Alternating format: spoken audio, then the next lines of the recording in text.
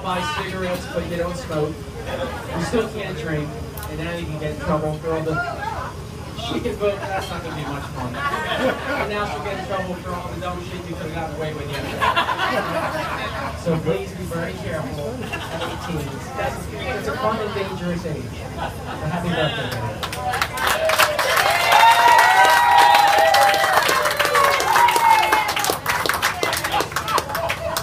So 50 years ago, on July 29, 1964, the girl that I was destined to marry was born, and her name was Beth Wiener, a.k.a. Betty Burke.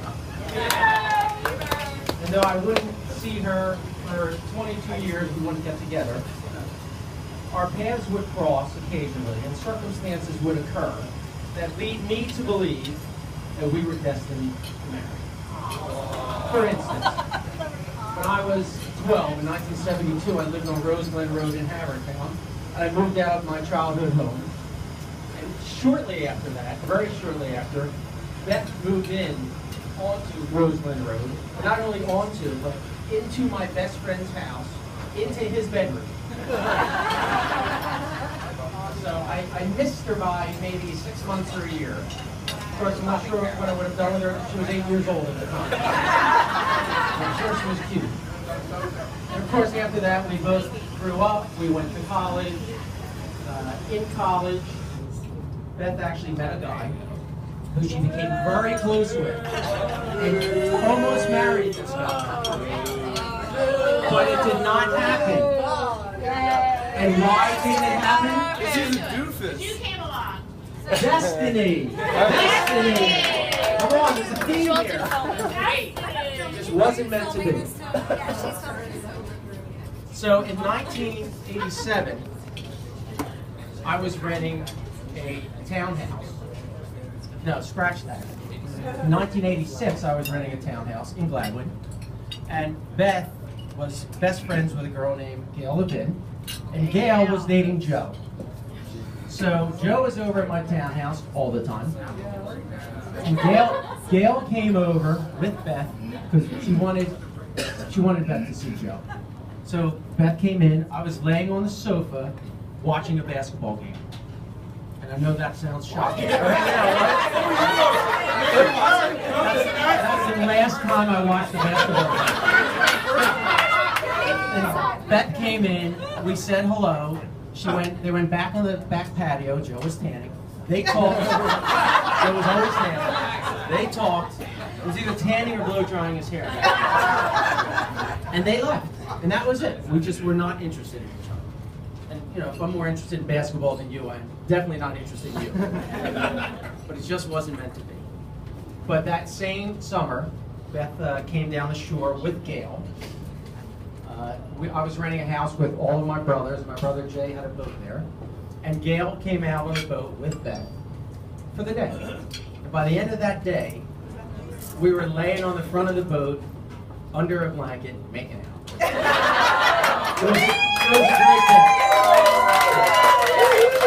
was a great day. And there could only be 3 reasons for that. Either I had some serious game back then, which I like to think is true. Alcohol not happening. Or, thank you, Rob. Or Betty was an easy first date. Not happening. I don't know, I've heard some stories. Our parents are destiny. Or it was destiny. Thank you. Thank you, Leslie. So we were basically inseparable after that. We went out for 5 years, 5 long years. There was a short period of time, I'm embarrassed to say, I broke up with Beth. I broke up with Beth, and the reason I told her was, I need... I'm sorry. It's so embarrassing. It's embarrassing for you, not me. I still feel terrible about it. I needed to spend more time with Joe. That's what I told her. That's what I told her. You went back? What the hell I was doing? So during that period, I think, was it maybe 3 months? Was it more? 3 months in hell, I bet, for you. Don't worry, I came crawling back and groveling, believe me. But during that time, she met another guy. And we have discussed that she possibly could have married that guy had I not come to my senses, right? But it didn't happen. Why didn't it happen? That's right. It's destiny. So, obviously, when we got back together, we were going out for 5 years. Everything was going really well. And then I ran into a little roadblock. I like to call that roadblock Bob Wiener. My father-in-law.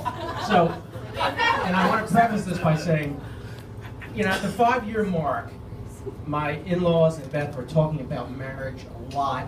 They were kind of quasi-planning a wedding. It was great. It was very exciting, except for one thing. I hadn't asked her to marry me yet. So I got from my father-in-law what I call the drop-dead date. That is, marry my daughter by a certain date or drop dead. So since I had clearly lost total control of the situation, the only control I had left was to wait till the last day. And that's what I did. So on July 29th, 1991, we went to Cape May and I asked Beth to marry me. That was a great moment. And we got married in 1992, which was awesome. We had a great wedding. Thank you. Great wedding. We bought our first house in Overbrook Park in 1993. Now, I did not want to go to Overbrook Park, but Beth insisted on it. She did not like Overbrook Park. We had some issues there. She said I'd go wherever you went. Yeah. And that was it. We had a lot of fun there, but we did have, you know, vagrants knocking on the back door and could give them a little money and they would go away. That's true. But yeah, but I would come home at the end of every day. Beth would have a couple glasses of Stoli, our vodka of choice at the time. We've since changed to Kettle One. She'd have some wines. You all need to know that. It's very important. We would go out on the front stoop and sit out there with the rest of the Overbrook Parkers. It was good. It was a cute place. In Overbrook Park in 1994, Jake was born. Yeah! Beth was 30 at that time, just to give you a little timestamp. 1996, Sydney was born there. That was awesome. On this day. For like a week. Correct. You know, you've been paying attention. And then we moved that year, and we moved to David Road. And this is exactly why. So on David Road, our next door neighbors, who we didn't know, of course, are Fran and Aaron. I mean, that was the greatest place to live, and you guys were the best neighbors. Now, can you picture being neighbors with Fran and Aaron? I mean, Fran would call us up and say, "Hey, I'm bathing my 100 children. Send yours over. Send yours over because I don't have enough." And she would feed them dinner and then send them back home. It was unbelievable. Right? It's true. It's true. You're the best. And then, of course, you know, we've got 2 young kids and we're next door to an ear, nose, and throat doctor. You think Beth took advantage of that? Aaron was over every night making house calls. I swear, it was so embarrassing. Wasn't it? That's, I'm in Sydney's nose, I'm calling Aaron. Bring him over.